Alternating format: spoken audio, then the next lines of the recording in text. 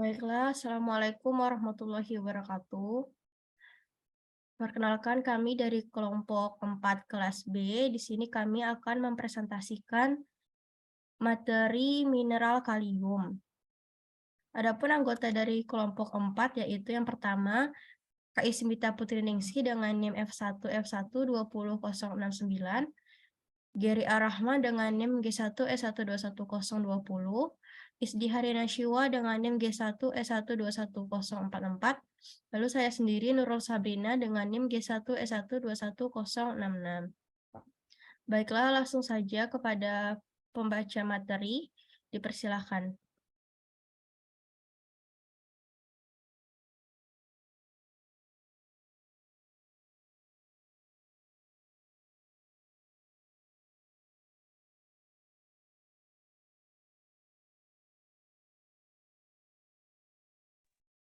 Definisi kalium. Kalium adalah kation intraselular utama yang memainkan peranan penting pada metabolisme sel. Sebanyak 2% kalium terletak dalam cairan ekstraselular dan dipertahankan dalam batasan yang sempit.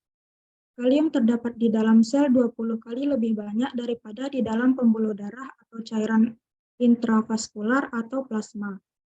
Rasio kalium cairan intraselular terhadap cairan ekstraselular membantu menentukan potensial istirahat membran saraf dan sel otot, sehingga bagian terbanyak dari kalium terletak di dalam sel. Perubahan kadar pada kalium plasma dapat mempengaruhi fungsi neuromuskular dan jantung.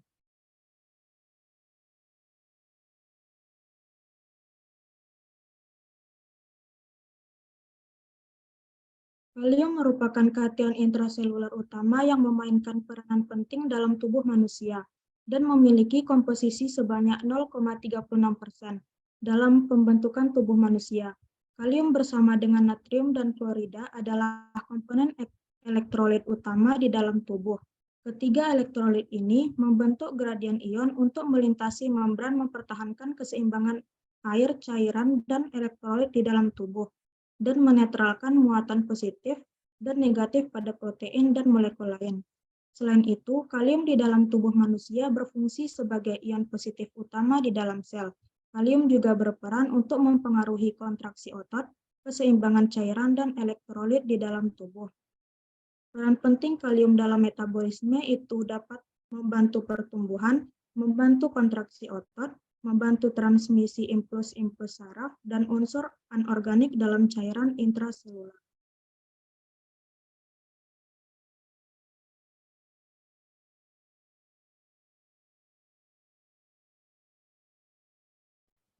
Untuk mekanisme kalium sendiri, fungsinya itu dalam tubuh dapat bertambah melalui konsumsi makanan yang memiliki kandungan potasium seperti daging, buah, dan sayur. Cairan ekstraseluler dapat menambah kalium kapan saja saat terjadi kerusakan sel-sel atau gerakan kalium yang keluar dari jaringan sel. Peningkatan kadar kalium dalam tubuh terjadi saat terdapat penurunan fungsi ginjal. Kalium hilang dari dalam tubuh melalui ginjal dan kulit. Kalium juga dapat hilang dari cairan ekstraseluler karena perpindahan intraseluler atau anabolisme ginjal. Pengaturan dari utama keseimbangan kalium ini adalah ginjal. Pengaturan jumlah kalium dilakukan dengan cara ekskresi urin. Adanya hormon aldosteron dapat meningkatkan ekskresi kalium. Ginjal tidak mampu menyimpan kalium sekuat ginjal menyimpan natrium, sehingga jumlah kalium masih dapat hilang melalui urin. Next. Fungsinya untuk tubuh yang pertama itu menjaga kesehatan jantung, lalu memelihara fungsi saraf, menjaga kesehatan tulang, mencegah kram otot, mencegah batu ginjal, mengontrol sistem saraf, menghindari stroke, mencegah hipertensi, mengatur keseimbangan cairan tubuh, serta mengurangi retensi air.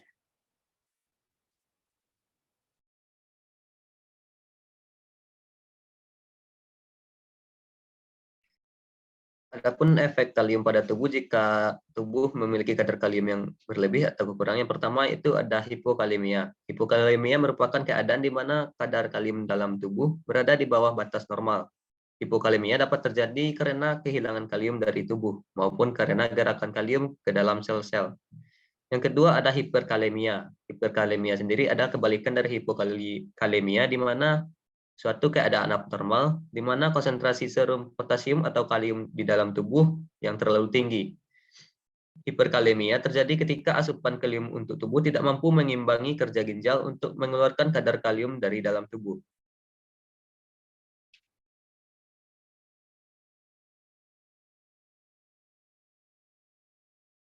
Selanjutnya, defisiensi kalium.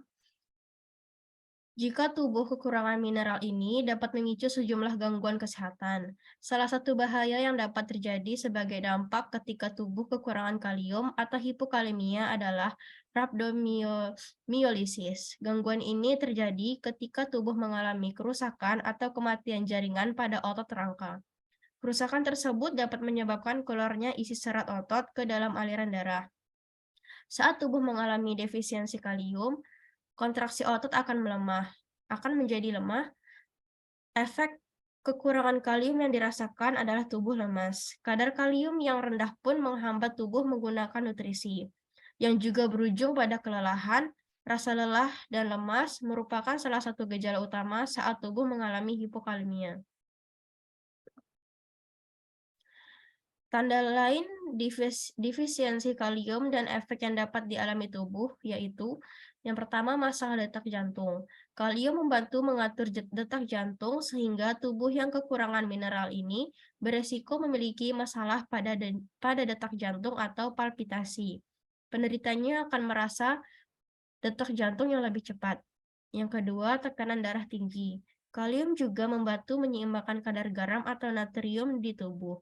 Level natrium yang terlalu tinggi menjadi salah satu penyebab utama dari hipertensi atau tekanan darah tinggi. Jadi, penyakit akibat kekurangan kalium yang juga bisa muncul adalah hipertensi. Kadar kalium di dalam darah yang normal adalah 3,7 sampai 5,2 milimol per liter.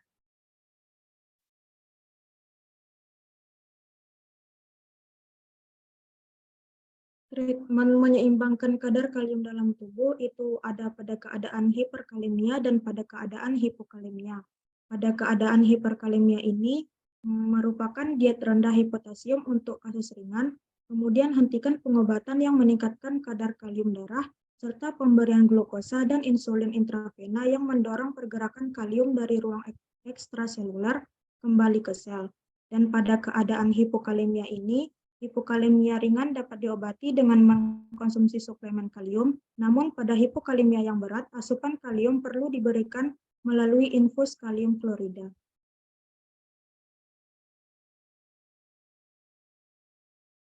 Baiklah, demikian presentasi materi tentang mineral kalium. Bagi kelompok lain yang ingin bertanya, dipersilahkan.